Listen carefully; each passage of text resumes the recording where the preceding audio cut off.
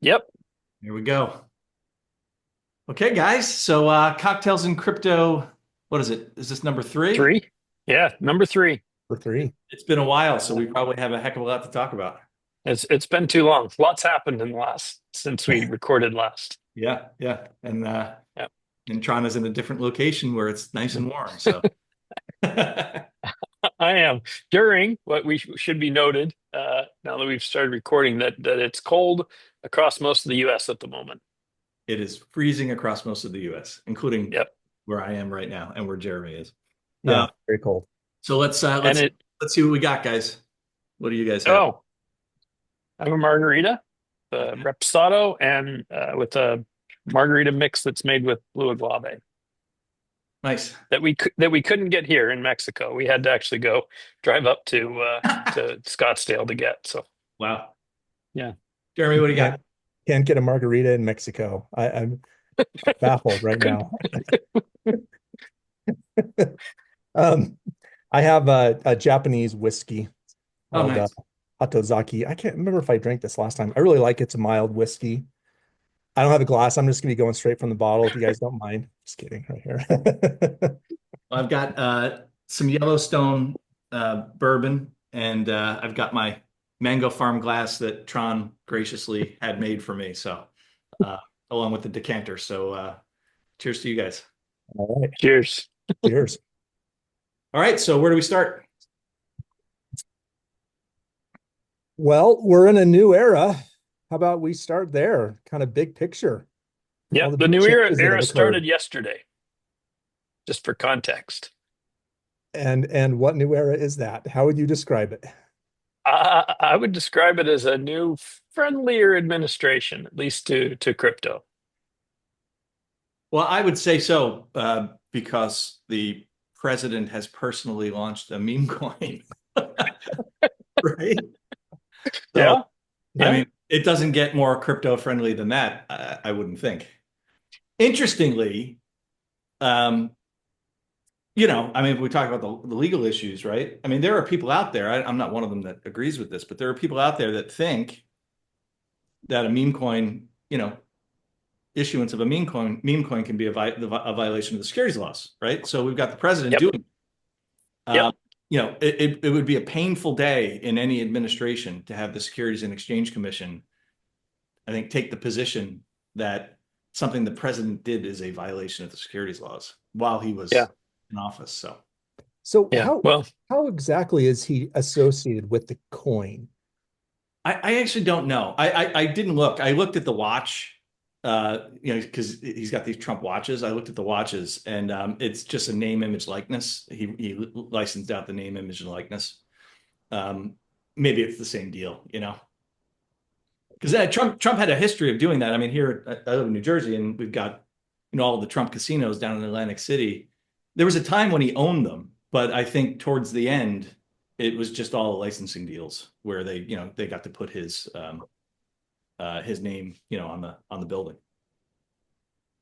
Yeah, and in the early days of crypto, I remember the talk with, especially with new coins, was about, oh, is there utility associated with them? Because otherwise they could be viewed as securities. But now in this whole meme coin thing, I'll be honest, I'm not it's like entirely clear exactly what's going on with them. it's like the complete absence of utility. It's a complete Yes. absence of anything, right? It's like literally it kind of attached to a picture, a meme, a thought, an idea, whatever. So there is no promise behind it, right? So there's definitely no contract involved.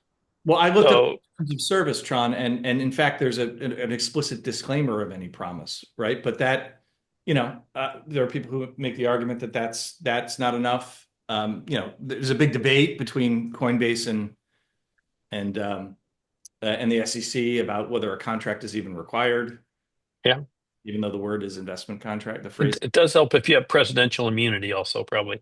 That's Yeah, yeah. You should have There's waited. one person who can launch meme coins right now, that's right. and the rest of us are toast. Yeah, yeah. Well, maybe we'll get 250 pardons of everybody that ever launched Well, it. exactly, or anybody who's been preemptively pardoned for who knows what, right, can also launch them because we don't know what they're actual pardoned for. Yeah. Well, I Yeah. mean, look, Jeremy, you asked that in our text exchange yesterday that you wanted to talk about that. I mean, I'm no expert in pardoning, but there is precedent for it. I mean, Nixon was preemptively pardoned. So, and it was never challenged, to my knowledge. I don't think that was challenged in court. And I don't think the Supreme Court has ever addressed it. Don't quote me on that because I didn't look, but I don't think so. So interesting question. I think the answer is yes. Yes, my question was, are preemptive pardons? I don't really understand what those are and what they mean, because usually I always understood a pardon is given to someone who's been convicted, who's been perhaps found guilty. You're gonna meet my new friend here. Nice.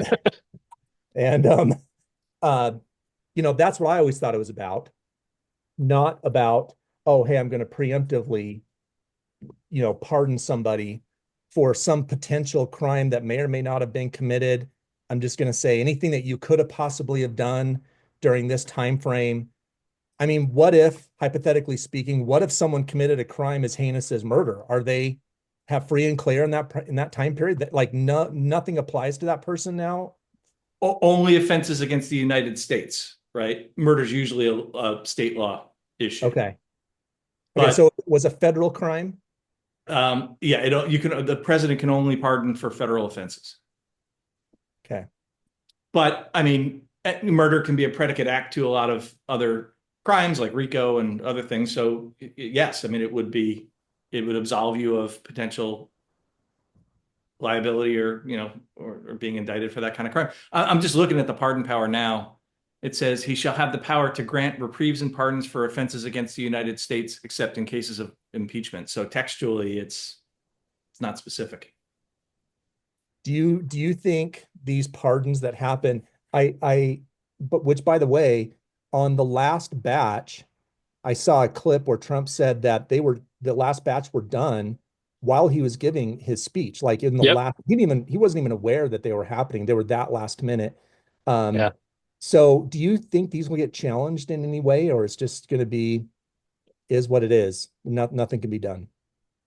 Who would challenge it? No U.S. attorney is going to, go into court and say, well, despite the fact that the president under whom I serve just pardoned these people.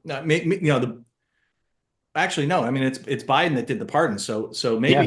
maybe the U.S. attorneys could do it. I didn't really think that through, but no.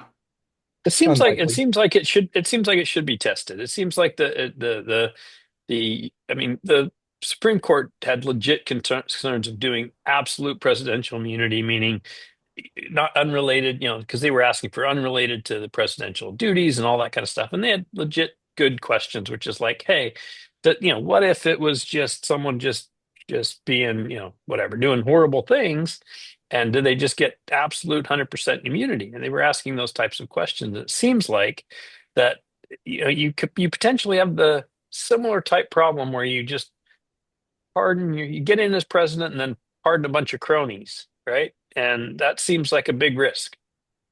Yeah, but it's a risk that the Constitution, takes. Is vague about currently, right? Well, Which it's not means vague that about the power, right? So if you have, yeah, I think you have to draw a distinction between the acts that give rise to the offense and the president's knowledge of the specific offense, right? I mean, he's not pardoning incoherent or non-existent conduct. He's pardoning all conduct that could give rise to an offense against the United States. I would argue that that's something that's within the power of the president to do. Otherwise, the president has to specifically know the conduct and the offense for every pardon, and I don't think presidents do.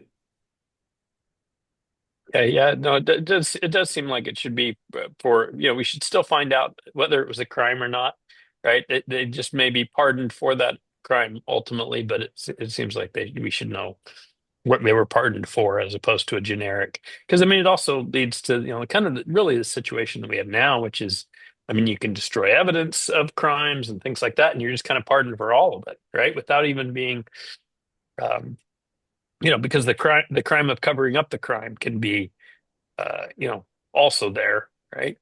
Yep. I'm looking up Nixon's pardon. Now, therefore, I, Gerald R. Ford, President of the United States, pursuant to the pardon power conferred by Article 2, Section 2 of the Constitution, have granted, and by these presidents do grant a full, free, and absolute pardon unto Richard Nixon for all offenses against the United States which he, Richard Nixon, has committed or may have committed or taken part in during the period from January 20th, 1969 through August 9th, 1974. Yeah. But the fact that it hasn't been tested doesn't mean it can't be tested, No, right? not Okay. not at all. On the contrary. Yeah.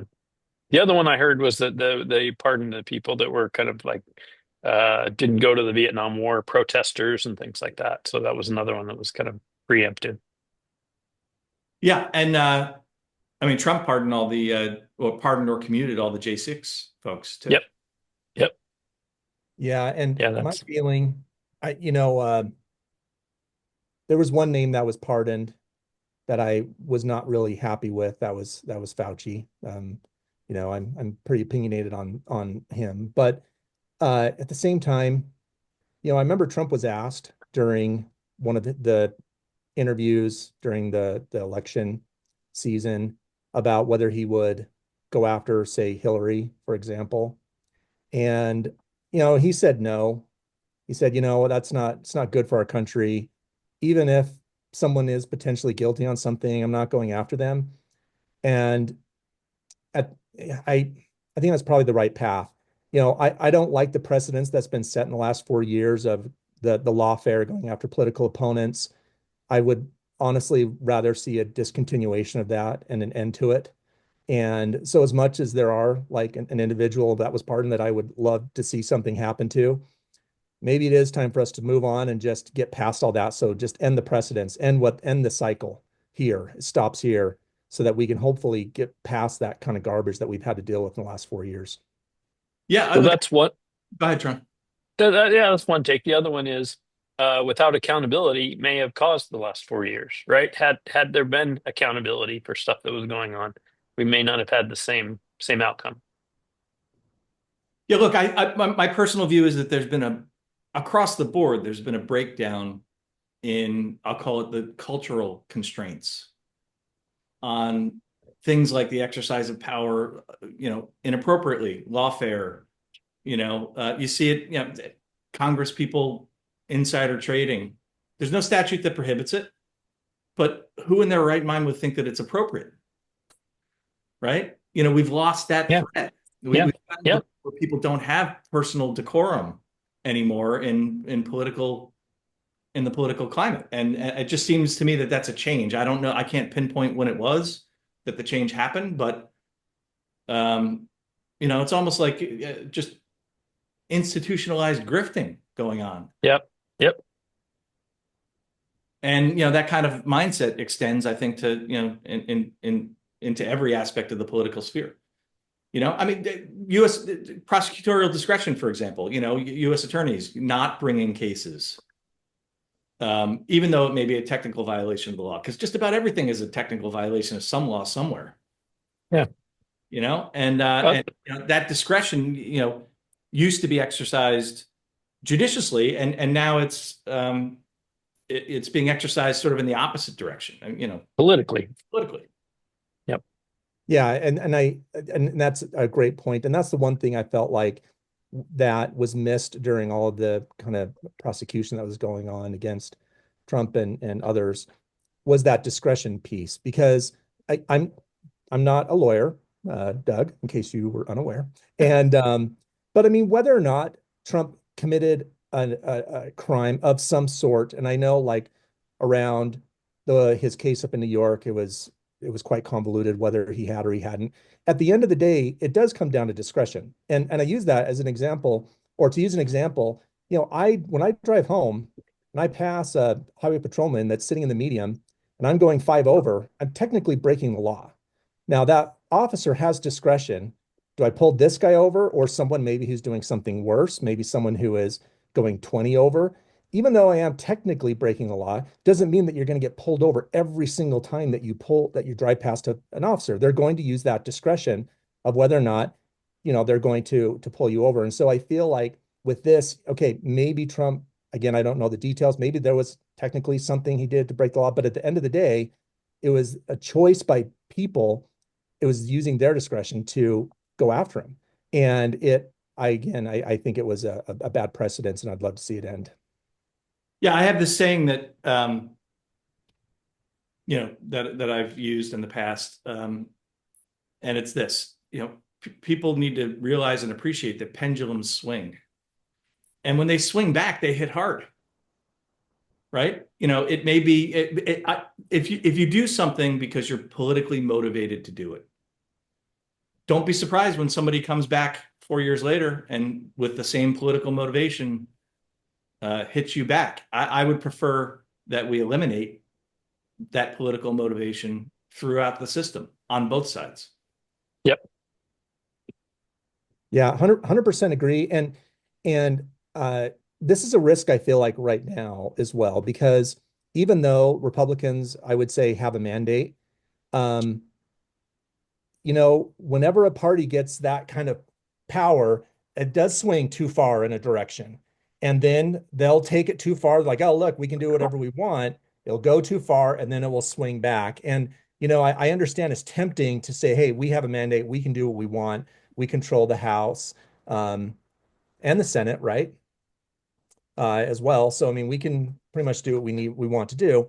That's the risk. That's the risk. And that is the one side I used to always say where I actually did appreciate there being a balance of power on the executive branch and the legislative branch, not having one party in Yeah. complete power, because I know we all want to see changes happen, but part of our system, I feel like, is that it is really hard to get things done, and it does require compromise. You can't just do everything that you want because you want to. You have to work with others to try to find that compromise. And so right now, that is, I feel like, a danger that we have. Maybe there's too much power on the Republican side to do too much that can take things too far, which will then later years down the road bring that pendulum back the other way. Yeah. The stock market does like a split uh Yeah, and I've never focused. president. I've never focused on the Federalist Papers for this purpose, but I mean, I think that has to be one of the underlying reasons why Congress is elected. In the middle of there's a congressional election in the middle of every presidential term, right? So if it does swing too far in one direction, that can be corrected midterm for the Yeah. president. Interesting. Only in the House, but you get the point. Yep. Yeah, that's a good point. Well, one of the good things that I'm looking forward to, and I know we talked a little bit about it, is Operation Chokepoint 2.0. Looks like it will come to an end. And, when we were setting up the Ravencoin Foundation, I remember it was a really big challenge to find a bank that would even allow us to bank with them just Yeah. because you're associated with crypto. I mean, Yeah. we weren't minting coins or doing anything to cross the line of whether something's a security or not. It was just, hey, we want to be an advocate for crypto, and Yeah. banks were like, nope, we don't want anything to do with you. It was challenging, and now Yeah. it's like we're getting. Hopefully, we should be all past that. Yeah. Yeah. There's more information coming out of it. You see Caitlin Long and Nick Carter are kind of posting specifically about some of the whistleblowers and people who have brought forth information and things like that weren't willing to before, or maybe they had before, but they couldn't do anything about it. See, the thing that surprises me about this is that people are surprised, What do you right? mean? Look, there's I mean, I don't want to say this the wrong way or in too extreme a fashion, but there's a rot inside our regulatory system in this country. Anybody that's dealt with FEMA after a hurricane, I mean, FEMA's been sued after every hurricane, and for good reason. There's a lot of corruption, and I don't think it's necessarily intended corruption. I think it's the sort of just the end state, the natural state of huge regulatory bureaucracies, that you get things like the FDIC picking winners and losers in the banking space and telling banks who they can and can't lend to based upon some particular political point of view, or even crypto is not illegal. I can understand it in the context. I don't agree with it, but I can understand it in the context of products that are illegal under federal law, like marijuana, even though it's legal in some states. But I do not understand it in the context of a perfectly legal and legitimate product or service. Yeah. So then the question becomes, can you fix those after they've reached that state? Can you fix the institutional rot after it's reached the state of institutional rot? I don't know the answer to that. I haven't seen any evidence of it in my lifetime. Okay, so I think we're about to find out. I mean, I think that's what's changed, right? Is there's a one of the orders was the what was it? The SES, the um something executive service. It was basically the people right below the people that are being appointed. There's this whole executive layer, and they're kind of the ones that kind of like stick around and kind of provide continuity, I think, to those institutions. And one of the executive orders is that they have to report, and they have transparency things that they now have to have to I don't know, report on, I guess. Yeah, I mean, look, I mean, I didn't want to be too harsh either. I have a lot of friends who are, former regulators, friends who are, former prosecutors, several of my partners, former prosecutors. Um, I don't think it's necessarily an intent to do harm. I think it's a lack of understanding that, approaching an entire industry from the perspective that the industry itself is bad without really knowing a heck of a lot about the industry, at least in the first instance. I mean, I think regulators have gotten smart over the past several years, but in the beginning, you remember, I mean, even up as late as 2017, when the SEC started to jump into the space, they didn't really understand it. It was obvious that it Yeah, did. yeah. So, I mean, Well, sorry, go ahead. no, go ahead, Jeremy. It reminds me of two things. So, you all know who Thomas Sowell is. He's fantastic economist, and I always butcher quotes, but basically he said, if you want to understand bureaucracies, you need to understand that for bureaucrats, procedure is everything and outcomes are nothing. So I think that is a good quote, because you get caught up in the process. And then that reminds me of what Elon has talked about, where one of the dangers for an engineer is to optimize a process that shouldn't even exist in the first place. Yeah. And so I think that can happen is that, you can get, and I've seen this happen in my own, professional career. You create a process and you try to work on it. And then, sometimes you have to step back saying, why are we even doing this in the first place? Is this even necessary? But if your job depends on that procedure or that process existing, well, Upton Sinclair also said it's hard to get a man to change his mind if his salary depends on him believing in one Yep. thing. It's hard to do that. And so you can kind of see the incentive is there for people to hold on to those kinds of things that may not even need to exist in the first place. Now, how do you go about rooting that out and fixing that? That's a whole other challenge. I think if you try to do it incrementally, you're not going to make much progress. I think it is one of those things you really have to take a hatchet to it and then start from scratch and then start building from there. I don't know. I know easier said than done, but I don't think trying to just tweak here, tweak there is really going to make much of a difference. Yeah. No, It's riskier to take a hatchet to it. it's going to take a term of years, right? Because that's why I use the phrase rot. It's if you are a regulator of the mindset that your job, rather than to assist industry, is to get in its way, to stop it, then there's nothing that can be done about that mindset. So Yeah. the mindset needs to be replaced by Yeah. replacing people. Yeah. So the crypto one looks like is going in a good direction. I mean, Gary Gensler's gone, new SEC person, Hester Peirce. Did you see that? She's going to be So, the yeah, crypto task within the SEC, which is absolutely phenomenal. I never expected to see that. So that was incredible. yeah, it's awesome. Really like that. I had one little bone of contention about her sort of approach to the wandering security, I call it. You can be a security and not a security. I don't think she ever fully embraced the notion that the thing itself isn't the security, it's the prompt. I mean, the securities laws regulate promises. They don't regulate objects. They don't regulate assets. They don't regulate items. They don't regulate companies. They regulate the promises that companies make. Right. Which makes a lot of sense. I mean, for someone just to say, hey, I'm selling you this thing that I promise in the future, and then just to have some sort of enforcement that they either do it or that they were kind of not that they should be in trouble for not doing it, basically. Yeah, and look, people are going to start to have to come to grips with the notion that, if you actually tried to apply the securities laws to any of the projects that the SEC has sued, including Ripple, right, or any of the enforcement actions, you can't do it, right? They've only focused on the fundamental question whether this thing is or is not a security under Howey. They've never really gotten down into the weeds of like what are the implications of all of these projects that Gensler, for example, says everything except Bitcoin and maybe Ethereum is a security. How do you get these projects to issue 10Ks? How do you get them to issue 10Qs? What do the financial statements look like? All of the regulations that tell you what you need to produce, Yeah. right? They don't Yeah. apply in this context. Yeah. And Yeah. regulated what would. So, my view about this, Tron, Jeremy, you might, but my view is, first of all, fraud's illegal. Yeah. What asset you're talking about, fraud's illegal. Yeah.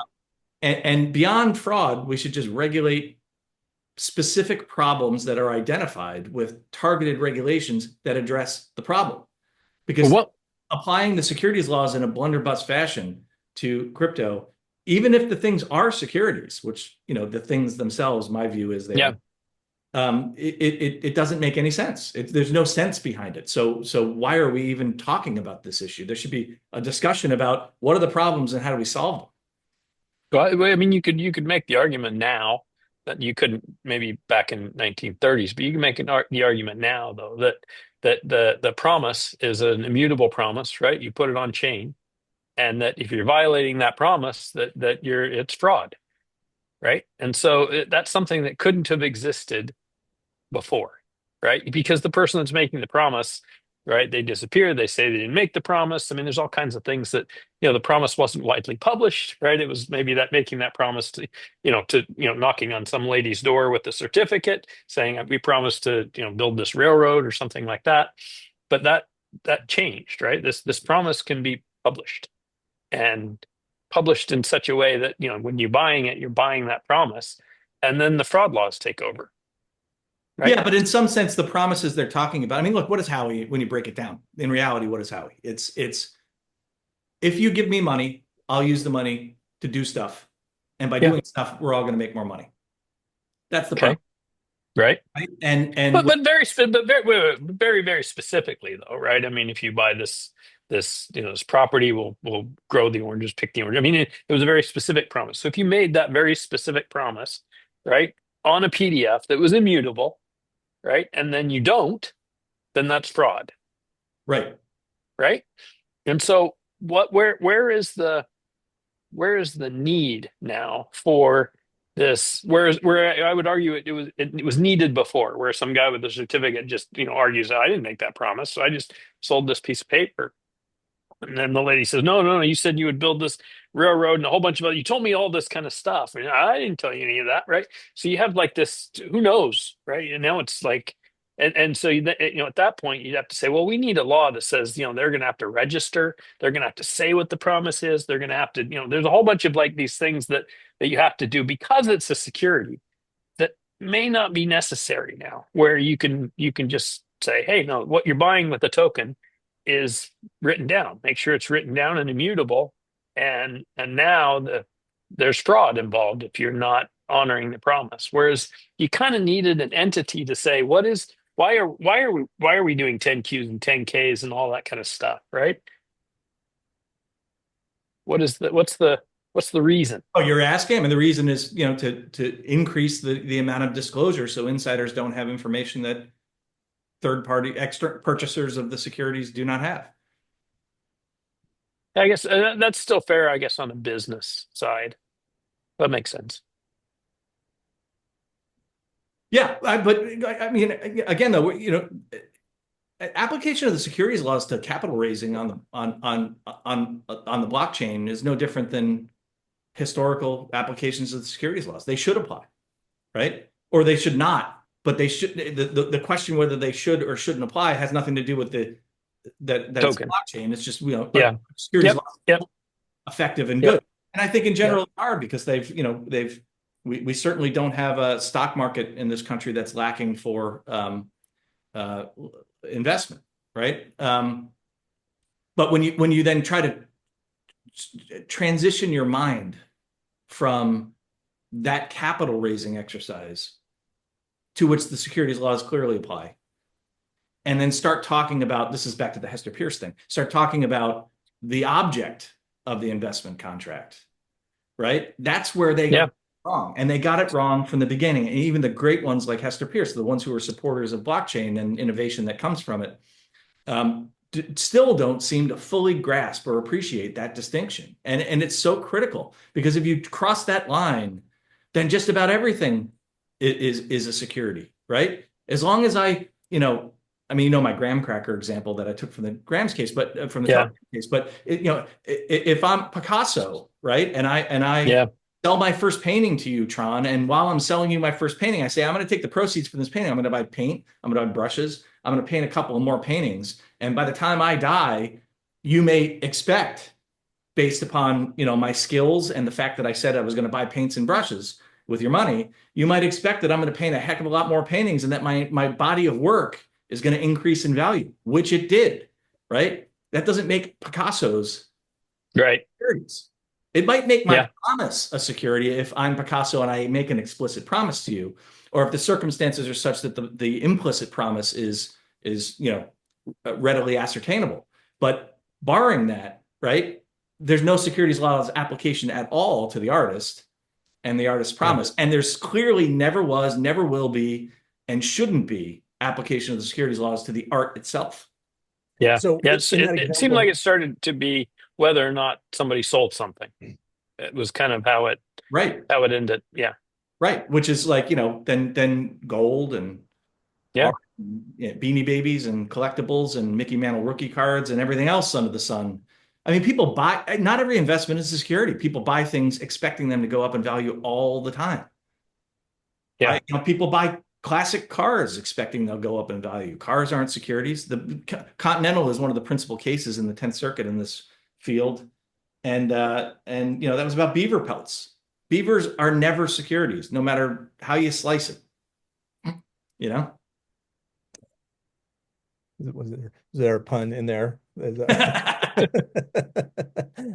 So then, to use your example with the Picasso, then let's say Picasso, instead of selling the piece of artwork, he sells you a fractional share of that artwork, and so there's now a new layer on top of that, right? Where you're buying a piece of ownership of that. What about that? Does that change anything? It could. Let me tell you. I mean, this is an actual example, right? So you guys may not even know this. Mango Farm's original purpose, the company, putting aside the wallet and all the stuff that we built out, but it was me and a friend of mine who wanted to fractionalize ownership interest in art before anybody was doing it, and we went to the SEC, talked to them. First of all, they got the distinction then. We had a former SEC commissioner help us out and go speak to them, and we were pretty serious about it. And the SEC understood and got the distinction that I just drew. Surprise, surprise! It disappeared, shortly thereafter. But between the art and the and the underlying asset and the securities issues, but we put in that white paper, which I wrote, fractionalized interests.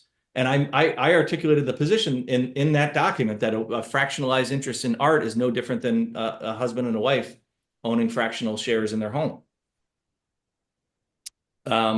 because it's ownership of an asset. Now that's just pure ownership, right? But then what happens when you add other features, right? What happens if the art is displayed, and then you start sharing the proceeds of the revenues from Right. Yep. government? Yep. That then gets you into, but just pure fractional ownership of an asset is not a security and shouldn't be. And that's been settled, or is that still a No, question no, no, in no, the no, no. legal system? Not, it has not been settled. Okay. My understanding back then was they understood and did not, what's the right phrasing? Did not refute that proposition. But who knows if we actually did it. And we were out talking to people trying to get, it was too early. We were trying to get uh, Christie's and Sotheby's interested. We were trying to get museums interested. Back then, when you talked about blockchain, people looked at you like you had three heads. So it was like, sorry, too soon. Hmm. So it seems though, with like this new era that we're in, um, we look back, it was muddy waters. It was trying to figure out the laws through enforcement, it seemed like, right? Like that's how it was the laws were being created was, okay, what are we going to enforce? What are we not going to enforce? It seems to me, although I haven't heard anything clear on this yet, but it seems to me that we're now going into an era that we're no longer going to be creating laws through enforcement, that it's actually going to be explicit. Like these definitions that we're talking about are going to be very clear, is what I'm hoping for, although I haven't heard that explicitly. But they will give the clarity that people are looking for so that maybe we can actually start moving into more and more businesses wanting to be here based in the US rather than having to go outside the US to try to find that clarity. Yeah, look, I sure hope so. Although, I rankle a little bit at the notion that any of this can actually, be clearly articulated. I wasn't a big fan of the whole taxonomy push around 2017, 2018. It sort of came out of Wyoming, and then they had that Token Taxonomy Act. You remember that in Congress that never went anywhere? I'm not a big fan of that attempt to sort of taxonomize things, because to me, that just creates more buckets to stuff things in. In a way, I'm pleased at the fact that these issues are being addressed in the courts. I mean, these judges are smart, and you say what you like about Southern District judges; they're brilliant, and on the whole, and they really are digging deep in these. A lot of the things that we have all, the three of us and other people in our circles have been talking about for a long time, right? They're talking about them, and they're talking about them at a deeply substantive level, and forcing the parties to do that. They're not letting the SEC come in and articulate positions that just don't resonate or don't make sense. So I'm a big believer in sort of common law development of the law. Howey came out of a dispute over whether promises relating to orange groves and fruit and land can give rise to the application of the securities laws. And Supreme Court never said that the land and the trees and the fruit were securities. So it takes a little bit of tweaking and development. Now, the next case, this is the case where the Securities Act and the Exchange Act issues have to be addressed head on, because you had the first suit against an exchange, and the exchange cares about the Exchange Act stuff. So therefore, they're incentivized to press the issues, and then you get a smart judge to rule on it. Then you get another panel of three smart judges to look at what that judge does. And then ultimately, when you have a conflict between two panels of three smart judges on the Court of Appeals, it goes to the Supreme Court and they tell us what the law is. I like that system because it's very substantive.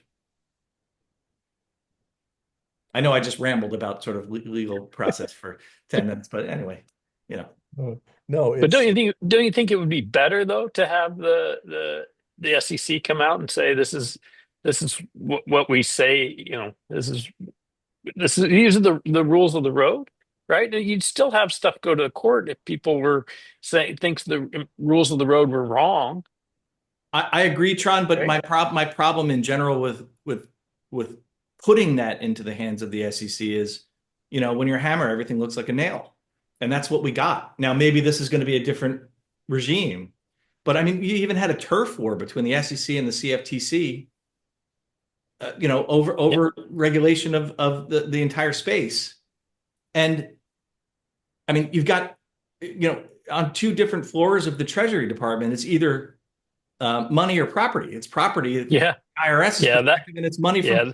So Yeah, that should get resolved. I would hope that gets resolved. That it's absurd to treat it like lots of different ways. I mean, it's yeah, to me, tax policy is the most, it's the least spoken about. Forget Howey.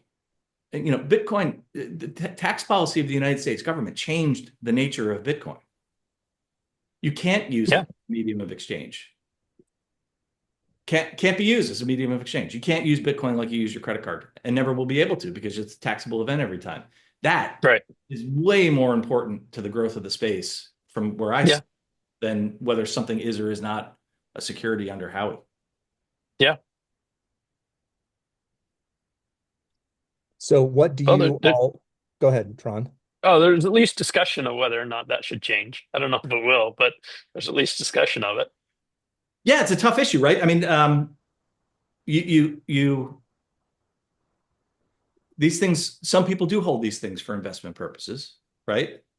Um, Certainly people, I know that people say hodl, but I say hodl Bitcoin um, for investment purposes. But some people do use these things for, for their utility, either as money or as, like in the case of Ravencoin, use it to make assets. I mean, um, it's tough to draw that line between the investment purpose and the use purpose, but we do it, the IRS is pretty good at that stuff and accountants are pretty good at it, right? If you buy Yeah.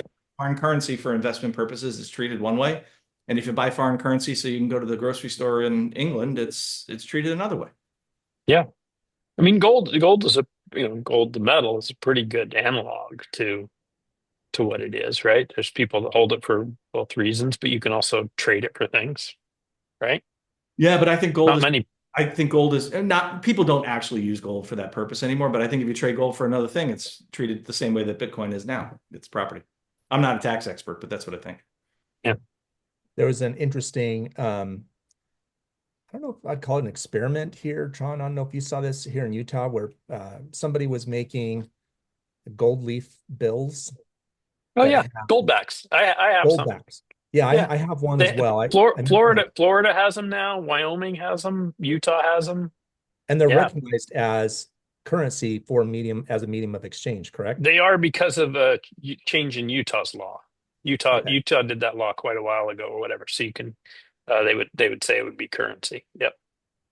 Yeah, and it literally has the amount of gold at the time that it was made, that value. Yeah. So if it's $10, it Yep. was $10 worth of gold at the time that was made. So if you hold on to it and gold price goes up, then technically there's a higher value amount of gold in that, but it's Hmm. meant to hold that actual amount.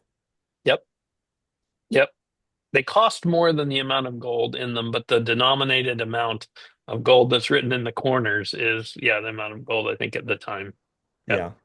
Man, I think that they should just have some de minimis exception, right? So for anything, Yeah, right? For that's anything. brilliant. If you do Yeah. any transaction in property that is less than $100 and not, a series of transactions that amount to, that are stacked up to, say 5,000, should be treated as a non-taxable event. I mean, it's just absurd. So I don't mine a lot anymore. But when we had the mining farm, it was crazy. The spreadsheet for Yeah. Yeah. tracking the tax and having to pull, and then do you have to do it on like the opening price, and there isn't really an opening price, but the first Right. the day, or do you use the price that's Yeah. approximate to the time, and Yep. and just thousands, and I had to write scripts about it. It was just it was Yeah. a freaking nightmare, and for what? For what? Well, did you hear, you guys may have heard about this. I can't remember if I heard it in a podcast or if I read it on X, but there's a guy who wrote a bot that is constantly trading crypto, small amounts and doing swaps and everything, and it's recording all of it. And so what he does, he physically prints out all the transactions. It's so big, it fits on a pallet.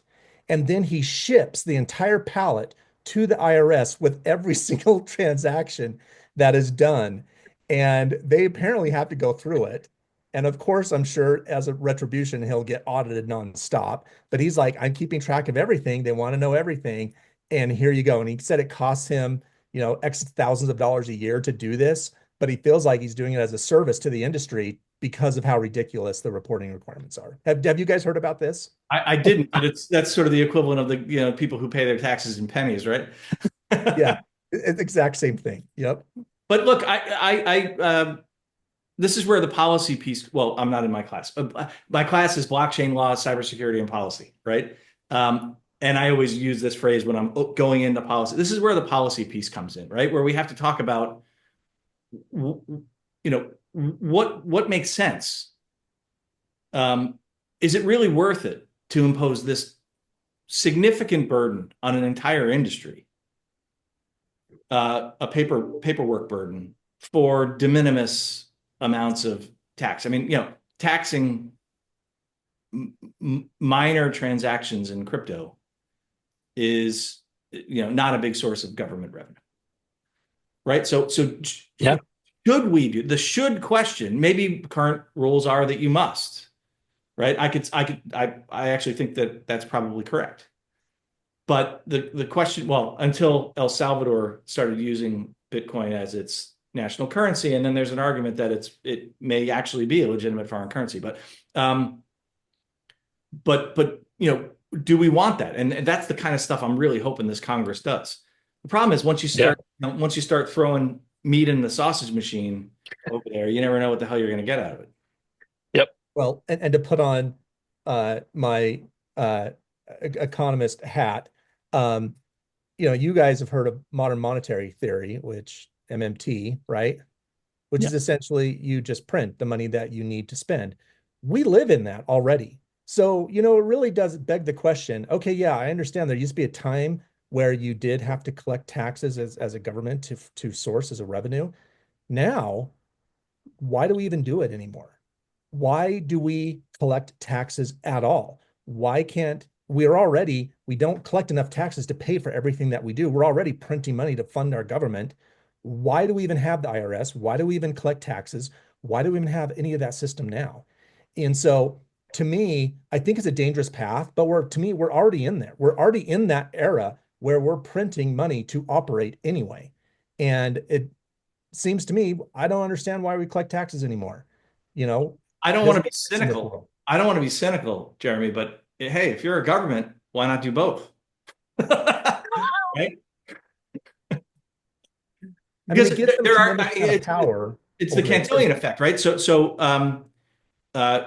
you have an inflationary effect and the tax burden is borne by individual citizens, and the inflationary effect is sort of a net tax on citizens, but the benefits go in the first instance to the financial intermediaries, right? You sort of get a triple bang for your buck. You double tax the Yep. citizens, and the banks get bigger.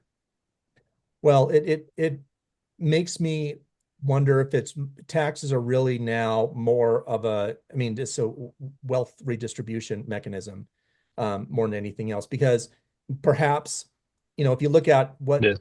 what creates stability within a society, if you have too much of a gap between the haves and the have-nots, you start to create instability in your society. So perhaps taxes now are that way to bring down the haves more, to maybe narrow that gap a bit.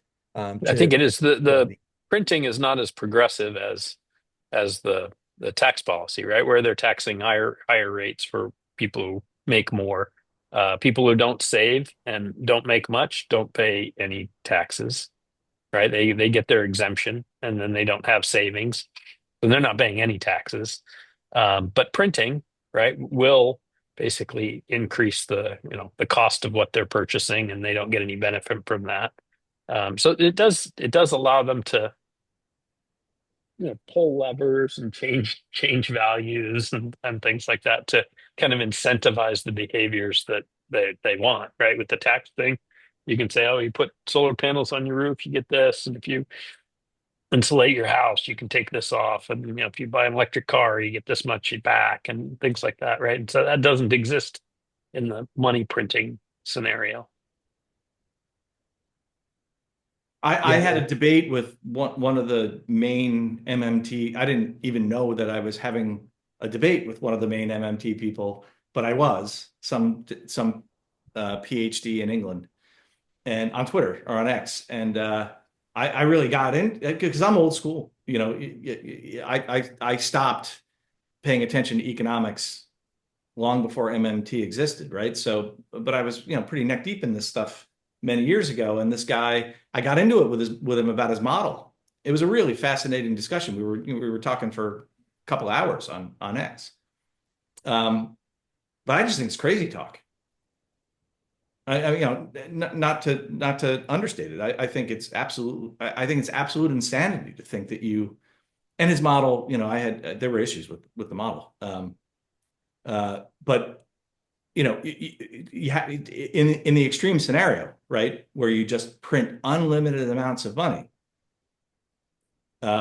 which you have to consider the extreme case. His argument was that the system still doesn't break down because the printing of the money generates enough real economic growth that that it sort of overcomes the inflationary impact. And it's just, to me, that's just crazy talk. Like, I don't know how you can articulate those words with seriousness. Yeah, well, to throw out yet another quote, because I find a lot of insight and wisdom in quotes.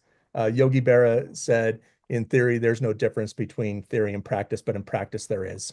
So when I think about things like MMT, there's a lot of theory, and I subscribe to the Austrian school primarily. It's a very free market libertarian style of economics. At the university, learned a lot about Keynesian, and so yeah, those are all book kind of theoretical, and they're an ideal that you can think, okay, this would be nice in a perfect world, but then when you start dealing with the realities of the world and the actual practice, that's where it gets a lot more challenging. And so, I know there's a lot of theory on MMT. My point in saying it is that it feels like we're already there. It seems like we're already doing it. Once we went out the gold standard, there was no restraining of government printing. There was nothing to hold them back. And so to me, it seems like we already made that shift.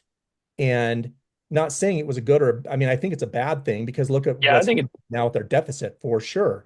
So I don't know how you course correct that, but it does, yeah, leave you wondering on that. I would argue that it's a bad thing. Um, and I think the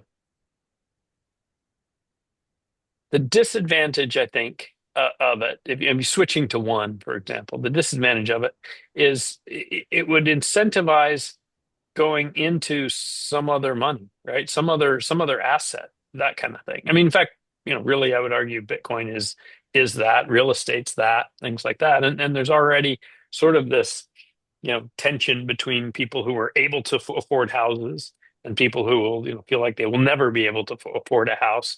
And it's largely because the printing side of that says, hey, the value of that asset, even though the asset hasn't changed, right? In fact, it may even be degrading a little bit, but it's still going up in value. But value that's really sort of a fake value, meaning the house is exactly the same in the same location.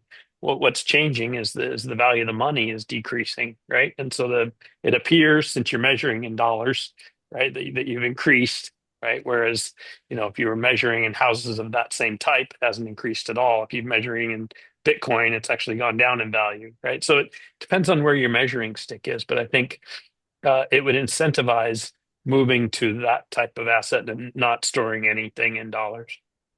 Look, my fundamental point of view on this is that um, markets, free markets, have brought the greatest prosperity to the greatest number of people than any other invention in the history of humanity.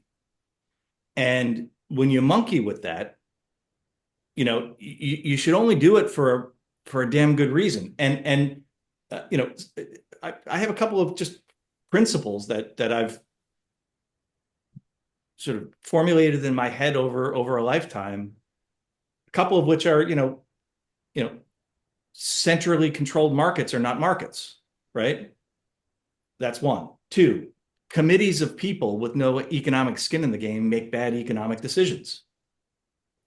We took in America, for reasons that are really not published, right? Nobody really knows the origin story of the Federal Reserve and how we got to where we are because it was a secret meeting on Jekyll Island that none of us were there for.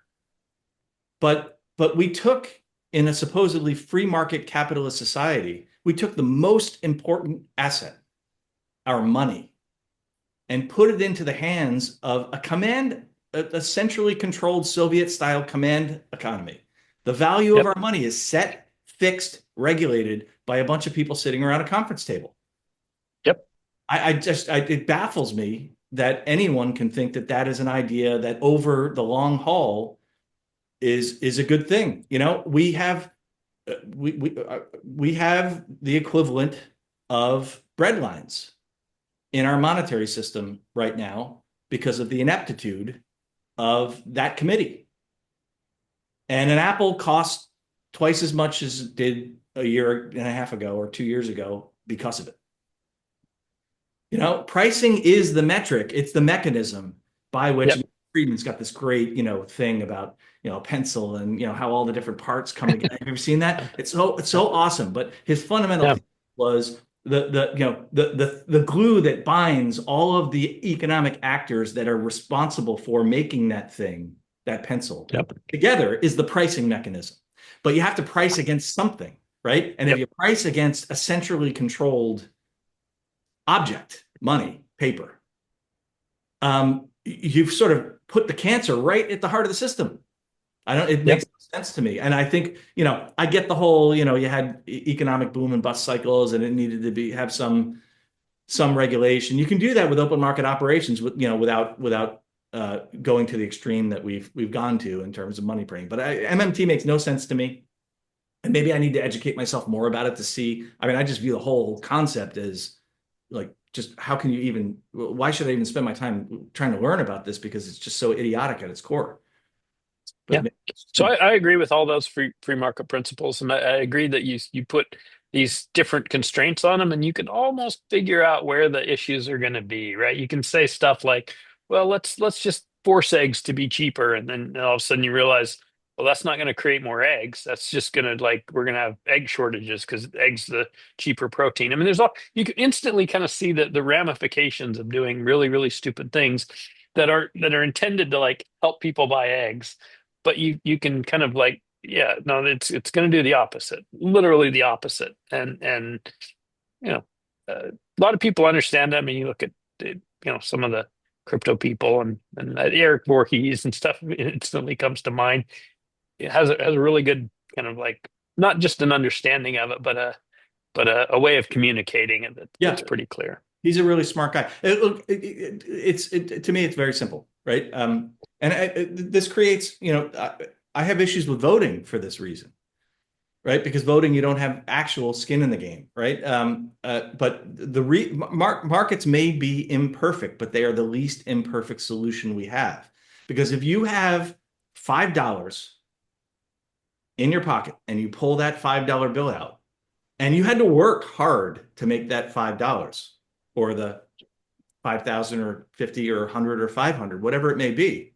Or if you're Elon Musk billions and you're making a choice of whether to buy X or something else. But when you have that decision to make, that you have in your head that you had to work X number of hours and your blood, sweat, and toil went into making this money. And then you have to choose between two items, guns and butter, bread and sausage, right? You make, on the whole, on average, some people make bad economic decisions, some people get scammed, some people, but on average, that system produces good economic outcomes because people have an incentive to choose correctly. When you're in a committee of people, I mean, there's no worse decision-making body on the planet than your local homeowners association. or like a planning board or even Congress. I mean, they don't make good decisions because they don't have incentives to make good decisions. Markets impose the discipline. If you choose wrong, incorrectly, you go bankrupt, you starve, you're out on the street. That's a powerful motivating factor, more powerful than even love. And that's why markets work. And when you start to tinker with it and you push here and you tweak here and you press this button there, it can work for a time. It creates inefficiencies and little bubbles and pops. But when you start to take wholesale approaches to industries, like the industry for money, our money markets, the whole system itself is inadequate. It doesn't work, and it creates distortions that have serious economic consequences for people. I mean, the fact that I'm not a poor guy. I've done well enough to be able to feed my family, have a nice roof over my head. When I take them out to dinner, I'm astounded. When I go to the grocery store, I'm astounded. It costs $700, $600 for the groceries that we used to buy for $300. That's the direct consequence of decisions made by those bureaucrats in the room with no economic incentive. Yeah. And that grocery bill is, I think, why one of the reasons why Trump won, because everyone was feeling the pain. Didn't matter which side of Yep. the aisle you were on. You looked at that and you're like, holy smokes, this is getting out of control. And the narrative was tried to be spun of like it's the greedy corporations because they're all acting in coordination to collude to raise their prices all together, all at the same time, or there's something wrong with the money where now things are Yeah. becoming more expensive and they are forced to now raise prices. Uh, Yeah. they have to, so that was interesting. But have you ever read the book Factfulness? Have you ever heard of that book? No. Factfulness. It's really good. It talks a lot about markets and free markets, but what it does, it just goes through, I've read a few years ago, of what free markets have done for the world. And you mentioned this earlier, Doug, and I could not agree more. Like if you look at global poverty, if you look at education rates, you look at health outcomes, you look at opportunities for women around the world for educational opportunities, business opportunities. You look at what the free markets have done for everybody on the planet. It has lifted all the boats. The numbers are remarkable, and people now are getting more and more access to things that they know they used to not be able to have access to. Things like good health care, or education opportunities. Have you guys ever read Murray Rothbard? You read much from him? No. Murray It's on Rothbard, my list, but I have not read it. yeah, very prolific libertarian writer. I mean, wrote a Very ton familiar. ton of Yep. books. Yeah. One example though that he gave that I absolutely loved was, think about, and I think about this a lot as, I'm driving around or whatever. I think about a really obscure object, something really obscure that I possibly could need at that moment. And guess what? 9 times out of 10, I'm within 10 or 15 minutes of a Walmart, a Home Depot, whatever, that I could actually get that item quickly. And the reason why that is possible, which didn't exist in the Soviet Union under a planned economy, you could not do that. If you needed a toothbrush in the middle of the night, you couldn't just go get one at the local 7-Eleven like you can here. You can obtain things. So, and that is feedback, like you were talking about, Doug, that market mechanism of, hey, there are people who will want these kinds of things. So they're everywhere. And it really is remarkable. And I think sometimes, if you didn't live in a world where you had access to all of these things, just at the tip of your fingers, or heck, you order on Amazon and it arrives in a day or two, whatever you can even think of, you know, that is incredible. And it's It easy to is think incredible. that it's just normal, but Well, it's not normal. It Jeremy, is the Jeremy, result of years and years of building a free market economics that built this. It's incredible. Jeremy, what committee of bureaucrats would have ever sat in a room in 1996 and said, what the world really needs is the ability for people to buy books instead of going to the library or Barnes and Noble? What the world really needs is the ability of people to buy books by sending, by clicking on a link on a web page. And the committee would never have made that decision, and then Amazon never would have been founded, and then that bookstore, that online bookstore, never would have turned into the electric truck driving, drone flying, FedEx killing distribution network for every item that a human being could conceivably want delivered in a day. Right? That's what I mean. Somebody had an idea and risked their capital and the capital of other people to take a chance on that idea with the prospect of extreme success if successful, and the prospect of abject failure if it goes south. And that skin in the game is what makes those decisions work. And the crushing defeat of getting issues wrong is also one of the key things, the key elements of what makes things work. That's why I was so against the bailouts in Yeah. right? You need consequences. Moral hazard is a real thing. So I agree with you. Look, capitalism, instead of talking on Zoom at 3 different locations to each other tonight, right? Which is a direct draw straight line to between free markets and our ability to do this. The three of us would be communicating with each other by letters under whale blubber light, just like the right, just like the Inuits. That's the reality. Capitalism took us out of dirt huts where we had to skin our own rabbits and pluck our own uh, wheat, and took us and pull berries off the tree and hope they don't kill us. That capitalism is the thing that took us from that point to the point where we're all sitting here talking to each other in three different locations on an electronic device. I mean, look, Yeah. and you talk about economic distortions from bureaucracy. I mean, think about we wouldn't be talking on our phones and talking on these devices if AT&T was still, a regulated monopoly, right? I mean, look at the difference between your cable box, which sucks, and everything that came out of the internet, right? Because that regulation, that sort of regulatory monopoly that when government steps in, airlines, like look at how much costs have come down since air travel started and used to be a regulated monopoly. I'm not talking to you guys on a big light phone with a cord to the wall. And the reason I'm not doing that right now is because that monopoly was busted up, and the regulation that accepted that monopoly was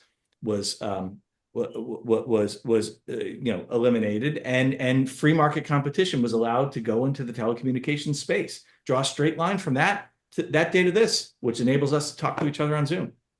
Yeah. Okay, so here's an example though. So we were recently on a cruise, and we stopped at Costa Maya, I think, Mexico. I don't recall. It's a little more little more rustic than some of the Yeah. more developed resort ports, Yep. but they had a cruise dock, right? Which is not something that uh, just appears out of nowhere, right? It needed to be built. And we were talking with someone who works in the government, and she pointed out, and this was an interesting point of view, I thought. She pointed out, she said, so the government here, they it wasn't an entrepreneur or a capitalist. It was the government who said, you know what? Let's put forward the money and build this $30 million port. I'm guessing the amount, but let's say that's how much it was to allow cruise ships to come in. We'll then collect taxes when those cruise ships come in. That will help us pay for it. And then we'll all bring those dollars in and help develop this area that's less developed. And we'll start building it up. So now more hotels, more food. Now it starts building all of that up. Now, could a capitalist have come in and done that? Absolutely. Not saying they couldn't have. Would they have? Well, unlikely. They don't have the same incentive. So the by a government doing it, they get the benefit of the taxes and things like that happen to the businesses that are all around. Whereas the entrepreneur would have to basically extract the value back in cruise port docking fees. Which, by the way, they just they 10x them in Mexico. They 10x the docking fees from like $5 a person to like $40 a person, or something like that, four to 40 or something like that. So they're actually trying to build a cruise port here. Oh, interesting. Yeah, Yeah. they've got all the stuff. They started building it and then stopped. At least ChatGPT says they'll have it done by 2027, but stuff's sitting out in the field. You can see all the pieces. Yeah, and I think it's just I don't know. I mean, I always try to test, my ideas in that like maybe free markets aren't the answer for everything. Now, I have a friend who believes that. Like we go back and forth, and I'll give an example. He's like, "Well, let me explain how the free market could solve that." And yeah, I think most of the time that's correct, but I'm not always 100% sold that it's always going to be the best answer. No, Um, I agree with you. My personal point of view is governments can be economic actors. I don't necessarily view that as a problematic thing. I mean, a government is really just a collection of individuals who have a certain government, who have agreed to or have been forced into a certain governance model, right? It's really not much different than a corporation. And local governments, are municipal corporations, and historically, that's sort of, that's how they started. Um, but when government competes, it has to compete. That's my view. So I have no problem with government making roads. It's a public good. But if a competitive market can produce a better road and extract more value as a result of it, it should, and government should be open to that, right? So your cruise port example is a great example. That might very well be a public good that it doesn't really make sense for any individual economic actor to put in a cruise port. Okay, great. Government puts in a cruise port. Government should not stop somebody from putting in a cruise port right next to it if they want to. Yeah. To me the main problem with a lot of these sort of government projects, right? So I think it could easily be done by private, but they would have to basically get the uh, payments and things like that, or agreement to contribute to it from all of the stuff that's around it, and that's very difficult to do. It would only succeed if people valued it more, right? That's why the free market works, because Yeah. if people value it more, they'll use it more and they'll make more money. Bringing this back to blockchain, though, I've been thinking this whole time that we're talking, when we were talking about the money supply and government control of it and that sort of thing, like one of the fundamental principles of the ethos of Bitcoin. I mean, Bitcoin's not immutable. The code can be changed at any time because it's a collection of people using it. But one of the sort of fundamental, almost religious aspects of the ethos is that 21 million is functionally immutable. Yep. And will never be changed. Now, I mean, I just want to ask you guys, would you ever, there are other blockchain projects that are not like that, like Ethereum, which has changed its issuance schedule how many times? 3, 4? Yeah. Yeah. I think all the 3 people on this call put their money where their mouth is, but there are plenty of people out there that have no issue with the fact that Ethereum has changed its issuance schedule multiple times. I mean, what do you think about that? Should people be free to choose? I think they should. Oh, absolutely. I think all of these should exist, right? But I mean, one of the things that's nice is they do, and you get to see what does the best, right? You get to see Bitcoin taking up a lot of it, and you kind of realize, okay, yeah, part of that is that it is more immutable. The ethos is there, and that ethos is important. Yeah. So tying this back into our cruise port analogy, right? The government should not stop people who want to engage in financial transactions using Bitcoin. Oh, 100%. Yeah, no, from competing. oh, Right? absolutely. It's a direct analog to that cruise port. They should let the cruise port Yep. do what the cruise port does, and may the best Yep. person or entity or organization win. Absolutely. No, 100% agree with that. Yep. Yep. I agree. All right, final topic. May I throw out a final Yeah, topic? do it. Please. ASICs on Ravencoin. Yeah. I did not have a chance to, because I got stuck in that snowstorm. I didn't. Oh, so you didn't listen to the one from? No, I Okay. haven't listened to it, and I didn't have a chance to participate. I really wanted to participate because I have views on this. But okay, here we go. ASICs on Ravencoin. Tron, go. All right. So I've published on Twitter my thoughts. My issue is not as much with ASICs as it is with decentralization. And ASICs tend to lead to centralization, but that uh, based on a couple of factors. One is if the ASIC has just, tens of thousands, hundreds of thousands times faster, right? Then it's going to completely wipe out the benefit of the people who are doing GPUs or something like that. That, to my knowledge, isn't the case here. It's not something we need to worry about. Just because I don't think that's possible. My understanding is not possible, nor has anybody suggested that the ASIC that they could create is more than 2 or 3 times as fast as a GPU. So I don't think that's a concern. There is a concern, and it was brought up in the spaces, which is if they sell a whole bunch of ASICs to one entity, right? That's very efficient in power because they're near nuclear power or hydro or something like that. That's a concern. But they also discussed, they actually said they may just sell it to people who have mined originally, people who can prove that they were original miners, which I thought was really interesting. Right? They could have the key to, some of the early blocks that they mined. That would be pretty interesting. Yeah. Oh, you're gonna okay, so you're gonna buy one of the ASICs? Got one here. There you go. So I thought that was super interesting. I So I actually really don't like. I don't. I actually don't. I don't want to interrupt you, but I personally don't like that idea. And I was an early miner, so I would get okay. whatever my Yep. The aliquot share benefit. is. Yep. But Yep. I just put it on a website and sell it to people. But anyway, go ahead, Tron.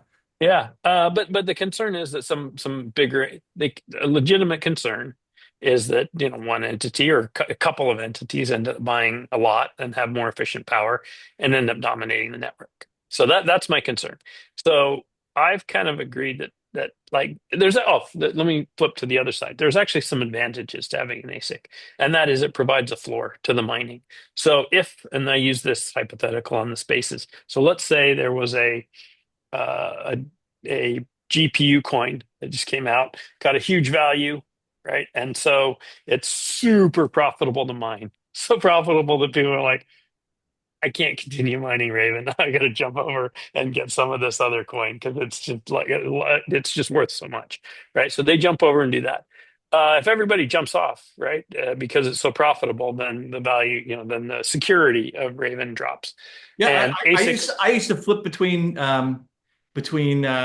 Ethereum, but this is before Ravencoin existed. But flip yeah, between Ethereum and Musicoin and like yeah. whatever was top of what to mine. There's apps that'll do that for you. You just Yeah, target it and say, mine whatever's profitable and sell it and give me whatever coin I ask for, right? For Bitcoin typically. But yep. so that exists. So it does provide a floor because the ASIC people can't retarget it, right? It's built for KawPow and so those people have invested the capital to buy the equipment for KawPow and they want that return back. So they'll continue to mine Ravencoin because that's all it mines.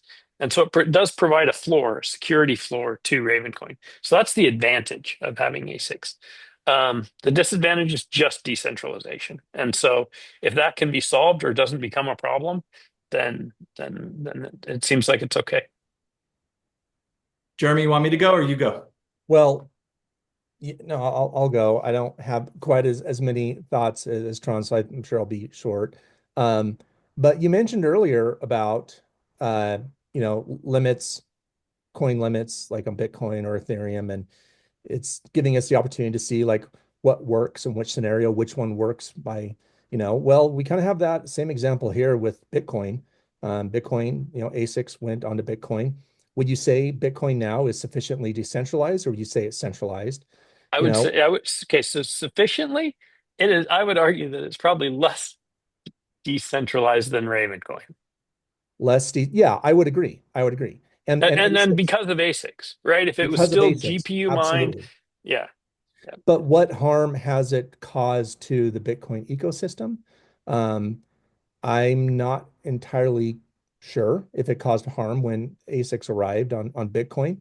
Yeah. The thing to me though, with this, if it, I know that, obviously the algorithm had to change because ASICs, arrived on the X16R or right, wasn't the X16R was That's right. Yep. that had to be changed Yep. to the KawPow. Yep. And um, so I understand that has already happened once. If it happens again, I mean, if ASICs were to come on and kind of get a hold, there really is no going back because you no longer could get, if you were to make a change to the consensus mechanism, if ASICs have the majority of the hashing power, they're not going to go with it if it was to their disadvantage to kind of kick them off, right? So once it goes that path, help me walk through this, and maybe I'm wrong. Once you go down that path and they gain sufficient hash rate, you're set on that path. I really don't see a way you can kind of reverse that or change that Well, So it because it will be depends the on dominant chain, depends correct? on what the economic actors will do, right? So if the exchanges and the holders of Raven, and let's say they had, well, pick a number, uh, 70%. But you make it, but everybody says, well, it's one company, right? Uh, some public, it's Riot Mining or whatever. It's just bought all these ASICs and they have 70%. And everybody says it's not, it's a database now. It's not even really a cryptocurrency. They control what it's going to be, right? They could change the issuance amount. They can change whatever, right? They're in charge of it. I think the community could switch it. Yeah, they just, but it's really going to be because the exchanges don't have an incentive not to switch to something that's more decentralized. The holders don't have an incentive to switch to something that's more decentralized. So it could, and the thing, since the thing that you're changing is the mining algorithm, right? The other group can't just move with it, right? They can't be like, oh, now we dominate that one, right? So yeah, it could definitely switch. Now that wasn't the case when you were saying like the block size wars or something like that, right? They weren't changing the mining algorithm. Yeah. They could have, right? That would have been an argument, right? To say, hey, we're switching from SHA-256, and the people want to stay small block, that we're going to move over to script, and they could have done that, right? All the miners that were arguing, fighting, or whatever, they would just all be, all their equipment just becomes, they'd have to target it to something else, some other SHA coin. So that could have been done. It wasn't, but in this case, because it's the mining algorithm and not just the, let's say the issuance schedule or the difficulty algorithm or something, because the miners would dominate that. But when you change the mining algorithm, it would change it. Yeah. Mm. Now, for the record, I am not in favor of changing it because of this rumored ASIC, unless the community is fired up about the fact that it's being centralized, and there's evidence that it's centralizing it. And I tried to make that clear on both my text thing or twit, on the X post, and then also on the spaces. That Yeah, my view on this, Tron, is not that it really matters. I mean, I started as a miner, as a GPU miner. That's how I got into crypto. Um, this goes back to what we were talking about before, where and it's an inapt analogy, but you regulate problems. If things become centralized, that's a problem, and a problem that the community and the economic actors may want to address. But yep. I'm a big believer. I mean, because it came from Satoshi, and I happen to respect Satoshi tremendously in the long tail theory, right? So what is sufficient decentralization? Sufficient decentralization is having enough actors in the market for hash rate to overpower small actors and medium-sized actors, to overpower a dominant miner.